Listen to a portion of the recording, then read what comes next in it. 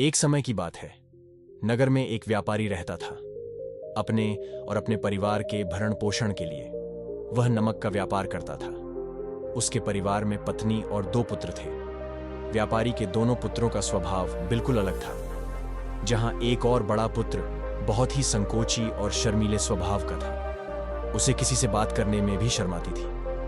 वही उसका छोटा पुत्र बहिर्मुखी स्वभाव वाला व्यक्ति था। वह किसी से भी अपनी बात कहने में कभी संकोच नहीं रखता था। लोग अक्सर बड़े पुत्र को भोला और बेवकूफ समझते थे। कई बार लोग उसके भोलेपन का फायदा भी उठा लेते थे और वह पलटकर कभी किसी को कुछ नहीं कहता था। व्यापारी अपने पुत्र के इस स्वभाव के कारण बहुत अधिक नाराज होता था। बातचीत न कर पाने और शर्मीले स्वभाव के कारण व्यापारी ने कई बार अपने पुत्र की पिटाई भी कर दी थी।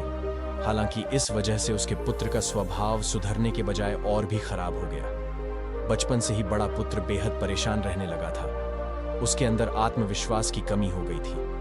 परीक्षा में वह आते हुए प्रश्नों के उत्तर भी अपने डर के कारण नहीं लिख पाता था। इस कारण उसकी शिक्षा भी ठीक ढंग से नहीं हो पाई। बड़ा पुत्र जब युवा अवस्था को प्राप्त हुआ, तब व्यापारी ने उसे अपने साथ व्यापार में हाथ बटा को कहा। अपने पिता से डर के कारण वह व्यापार करने को तैयार हो गया, किंतु वह कई बार ऐसी गलतियां कर देता था जिससे व्यापारी बहुत अधिक नाराज हो जाता था। एक दिन व्यापारी किसी दूसरे काम के कारण शहर गया हुआ था। उस समय उसकी दुकान पर बड़ा पुत्र बैठा हुआ था। तभी कुछ लोग आए और उन्होंने बड़े पुत्र से कहा कि हमें तुम्हारे पिता ने भेजा है। उनका यह संदेश है कि इस समय दुकान में नमक की जितनी बोरियां रखी हुई हैं वह सब हमें दे दो। उन्होंने नमक की सभी बोरियों को शहर मंगवाया है। व्यापारी का पुत्र उनसे प्रश्न पूछने की हिम्मत जुटा ही रहा था कि वे दोनों आदमी दुकान के अंदर घुस गए और दुकान में जितनी भी नमक की बोरियां रखी थी सबको तांगे में रखा और लेकर चले गए। व्यापारी के पुत्र ने उन्हें रोकने का प्रयास किया, किंतु संकोच और शर्मीलेपन के कारण वह उन्हें कुछ कह नहीं पाया। उसने मन ही मन सोचा कि यदि मैं इन्हें नमक ले जाने से रोकूं तो पिताजी मुझ पर नाराज होंगे। कुछ समय बाद जब व्यापारी शहर से वापस आया तो खाली दुकान देखकर उसने अपने पुत्र से प्रश्न किया कि नमक की बोरियां कहां गईं? यह दुकान इतना खाली खाली क्यों है? तब बड़े पुत्र ने धीमे स्वर में कहा कि कुछ लोग दुकान पर आए थे और उन्होंने मुझसे कहा कि आपने नमक की बोरियों को शहर मंगवाया है और दुकान में से सारी बोरियों को निकाल कर लेकर चले गए। व्यापारी ने अपना सिर पीट लिया। उसने अपने पुत्र को दुकान से धक्का देते हुए कहा कि तू मूर्ख का मूर्ख ही रह जाएगा। वे लोग तुझे बेवकूफ बनाकर सारा सामान ले गए। तुमने मेरा बहुत भारी नुकसान करवा दिया। यहाँ से दूर भाग जाओ और घर वापस मत आना। यदि तुम वापस आए तो मैं तुम्हें पीट पीट कर सीधा कर दूंगा। व्यापारी का बड़ा पुत्र इस बात से बेहद दुखी हुआ। एक बार फिर उसके शर्मीले स्वभाव के कारण उसके पिता उससे और अधिक नाराज हो गए।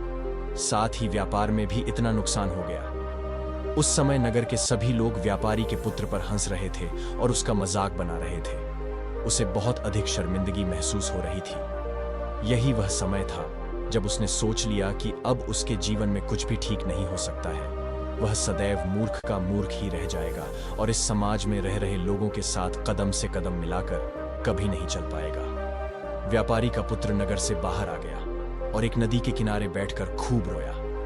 गहरे पानी को देखकर उसके मन में विचार आया कि अब उसके जीवित रहने का कोई फायदा नहीं है। उसने सोच लिया कि आज वह इस नदी में डूबकर अपने आप को समाप्त कर लेगा। असफल जीवन जीने से अच्छा है कि वह स्वयं को समाप्त कर ले। उसने जैसे ही नदी में छलांग लगाई, एक बौद्ध भिक्षु ने उसे बचा लिया और नदी से बाहर निकाल कर ले आए। व्यापारी का पुत्र बौद्ध भिक्षु पर नाराज होने लगा और कहने लगा कि तुमने मुझे क्यों बचाया? मैं इस असफल जीवन को जीना नहीं चाहता। बौद्ध भिक्षु ने उसे समझाया कि जीवन एक ही बार मिला है और यदि तुम जीवित ही नहीं रहोगे तो असफलता को खत्म करके सफल कैसे बनोगे? तब व्यापारी के पुत्र ने कहा कि मेरे जीवन बहुत अधिक समस्याएं हैं। ये सभी समस्याएं मेरे संकोची और शर्मीले स्वभाव के कारण हुई हैं। मैंने अपने पिता का नुकसान करवा दिया। मैं एक अच्छा पुत्र नहीं हूं। अपने स्वभाव के कारण मैं शिक्षा ग्रहण भी नहीं कर सका। यह सारा संसार मुझे मूर्ख समझता है। क्या किसी मूर्ख को इस संसार में जीने का अधिकार है? तब बौद्ध भिक्षु ने कहा कि तुम्हारे इस प्रश्न का उत्तर तो मेरे गुरु ही देंगे। चलो मैं तुम्हें मेरे गुरु से मिलवाऊं। व्यापारी के पुत्र ने कहा कि वह किसी से बात नहीं करना चाहता। आज वह अपना जीवन समाप्त कर लेगा। किंतु बौद्ध भिक्षु के बार बार समझाने के बाद वह उनके साथ जाने और उनके गुरु से मिलने के लिए तैयार हो गया। बौद्ध भिक्षु व्यापारी के पुत्र को आश्रम की ओर लेकर गए। वहां पर व्यापारी के पुत्र ने देखा कि एक व्यक्ति पेड़ के नीचे ध्यान मग्न बैठे हुए हैं। तभी बौद्ध भिक्षु ने कहा कि यह हमारे गुरु गौतम बुद्ध हैं। दोनों ने गौतम बुद्ध को प्रणाम किया। वह युवक वहीं पर बैठ गया और गौतम बुद्ध को देखकर रोने लगा। गौतम बुद्ध ने उससे उसके रोने का कारण पूछा। तब उसने कहा कि अब आप ही मेरी आखिरी उम्मीद है। यदि आप मेरी समस्या का समाधान नहीं करेंगे तो मेरा यह जीवन समाप्त हो जाएगा। गौतम बुद्ध ने व्यापारी के पुत्र से उसकी समस्या के बारे में पूछा।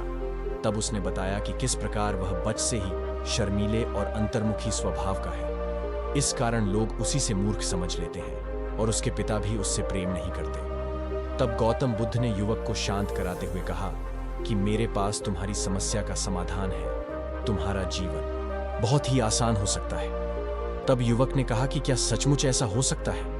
आप बहुत ही महान व्यक्तित्व प्रतीत होते हैं। आपके तो कई शिष्य हैं। हे गुरुदेव, मैं भी आपका शिष्य बनना चाहता हूं। क्या आप मुझे अपने शिष्य के रूप में स्वीकार करेंगे? गौतम बुद्ध ने कहा कि हां, अवश्य। युवक ने कहा कि ठीक है गुरुदेव, अब मुझे वह उपाय बताइए जिससे कि मेरा जीवन बदल जाए। गौतम बुद्ध बोले, किंतु उससे पहले तुम्हें मेरे कुछ महत्वपूर्ण कार्य करने होंगे। यदि तुम मेरा यह कार्य करो तब मैं तुम्हें कुछ ऐसे उपाय बताऊंगा जिनके कारण तुम्हारे जीवन में सब कुछ ठीक हो जाएगा और तुम्हारे पिता भी तुमसे प्रसन्न रहेंगे। गौतम बुद्ध ने उस युवक को कहा कि आज से 3 दिन बाद मैं तुम्हें ऐसे उपाय बताऊंगा जिससे तुम्हारा जीवन बदल जाएगा। किंतु 3 दिनों तक तुम्हें मेरे सभी कार्य करने होंगे। मैं जैसा जैसा कहूंगा, यदि तुम वह कार्य को करने में सफल रहे तो तीसरे दिन के बाद तुम्हारा जीवन बदल जाएगा। तुम्हारा पहला दिन कल से शुरू होगा। अभी जाओ और आश्रम में ही आराम करो। अगले दिन व्यापारी का पुत्र गौतम बुद्ध के पास पहुंचा और कहा कि हे गुरुदेव, मुझे पहले दिन का कार्य बताइए। तब गौतम बुद्ध ने कहा कि आज तुम्हें 10 अजनबी व्यक्तियों से बातचीत करनी है और उनका हाल जानना है। इसका लेखा जोखा शाम तक लेकर आना। व्यापारी के पुत्र को बड़ा ही संकोच महसूस हुआ, किंतु उसने गौतम बुद्ध को हाँ कह दिया। वह निकल पड़ा। 10 अजनबी लोगों से बातचीत करने शुरू में उसे बहुत अधिक संकोच हुआ। कई लोग तो डांट कर भगा देते थे। उसके सामने अपना जीवन बदलने का यही एक उपाय था। आखिरकार कोशिश करते हुए उसने 10 अजनबी लोगों के नाम और उनके व्यापार का लेखा जोखा प्राप्त कर लिया। शाम को जब वह गौतम बुद्ध के पास पहुंचा तो प्रसन्नता के साथ उसने गौतम बुद्ध को बताया कि आज का कार्य उसने सही ढंग से पूरा कर लिया है। कुछ लोग तो उसके मित्र भी बन गए हैं। दूसरे दिन फिर वह युवक गौतम बुद्ध के पास पहुंचा। तब गौतम बुद्ध ने कहा कि आज का कार्य है, तुम आश्रम में रह रहे 10 शिष्यों को संबोधित करते हुए उन्हें जल के उपयोग के विषय में पढ़ाओ। गौतम बुद्ध की बात सुनकर व्यापारी का पुत्र हक्का बक्का रह गया। उसने कहा कि आप मुझसे किस प्रकार का कार्य करवा रहे हैं? मैं अपनी शिक्षा ठीक से पूरी नहीं कर पाया हूं। मैं यह कार्य नहीं कर पाऊंगा। तब गौतम बुद्ध ने कहा कि ठीक है, तब मैं तुम्हें उपाय भी नहीं बताऊंगा।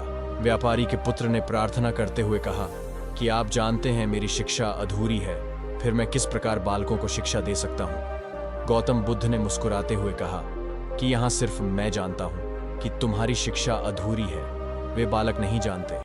तुम रोज अपने जीवन में जल का उपयोग करते हो, यही सब बातें जाकर उन बालकों को बतानी है। आखिरकार व्यापारी के पुत्र के पास कोई रास्ता नहीं बचा। हिम्मत जुटाकर वह उन बालकों के पास पहुंच गया। शुरू में तो उसके हाथ पैर कांप पर रहे थे, किंतु आखिरकार उसने जल की विशेषताओं के बारे में बताना प्रारंभ कर दिया। उसने बालकों को जल की 5 विशेषताएं बताई और जल्दी से वहां से भाग आया। गौतम बुद्ध के पास आकर उसने कहा कि बहुत अधिक डर लग रहा था, किंतु मैंने बालकों को जल की 5 विशेषताएं बता दी हैं। गौतम बुद्ध ने कहा कि जो एक बार फिर कोशिश करके आओ।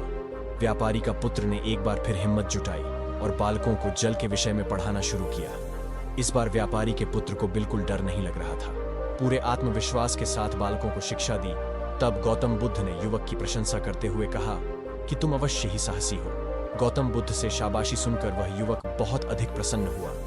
युवक तीसरे दिन जब गौतम बुद्ध के पास आया तो गौतम बुद्ध ने उससे कहा कि आज का कार्य तुम्हें थोड़ा अजीब लग सकता है, किंतु आज तुम्हें अपने पिता से मिलने जाना है। गौतम बुद्ध की यह बात सुनकर वह युवक बहुत अधिक डर गया। उसने कहा कि नहीं नहीं, मैं अपने पिता के सामने नहीं जाऊंगा। गौतम बुद्ध ने कहा कि ठीक है, तब मैं तुम्हें उपाय भी नहीं बताऊंगा। आखिरकार उस युवक को गौतम बुद्ध की बात माननी पड़ी। गौतम बुद्ध ने उसे समझाया कि अपने पिता के पास जाकर उनसे क्षमा मांगना और कहना कि तुम्हें एक और अवसर दे ताकि तुम स्वयं को बुद्धिमान साबित कर सको। उसे युवक ने बड़ी हिम्मत के साथ अपने पिता का सामना किया और उनसे क्षमा मांगी। आखिरकार व्यापारी ने अपने पुत्र को क्षमा कर दिया और उसे दूसरा अवसर देने के लिए तैयार हो गए। व्यापारी का पुत्र गौतम बुद्ध के पास आया और उसने जब उपाय के बारे में जानना चाहा, तब गौतम बुद्ध ने कहा कि तुमने स्वयं ही अपना उपाय खोज लिया है। तुम किसी से बात नहीं कर पाते थे, शर्मीले थे, सब कुछ तुम्हारे मन में बैठा हुआ डर था। हम कितने आत्मविश्वास हैं, कितने शर्मीले हैं और हमारे अंदर कितना डर है, ये सिर्फ हमें पता होता है। बाहरी दुनिया में किसी को नहीं पता होता है। बाहरी दुनिया में हम स्वयं को जिस प्रकार का दिखाते हैं, लोग हमें इस प्रकार का समझते हैं। अगर तुम आत्मविश्वासी नहीं हो तो भी अनजान व्यक्तियों के सामने यदि आत्मविश्वास होने का अभिनय करो तो किसी को पता ही नहीं चलेगा कि तुम कौन हो। वह युवक समझ चुका था कि गौतम बुद्ध उसे क्या बताना चाह रहे हैं। गौतम बुद्ध को धन्यवाद किया और उनसे वादा किया कि वह जीवन में सफल होकर दिखाएगा। तो दोस्तों, यह कहानी अच्छी लगी हो तो चैनल को लाइक करें और सब्सक्राइब करें।